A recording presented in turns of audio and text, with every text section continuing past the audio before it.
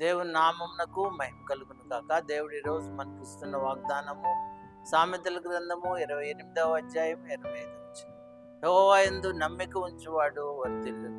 మనం ఎల్లప్పుడూ కూడా వర్ధిల్లాలని కోరుకుంటాం, ఆశీర్వదించబడాలని కోరుకుంటాం, మన జీవితంలో గొప్పతనాన్ని పొందుకోవాలని కోరుకుంటాం, వర్ధిల్లం.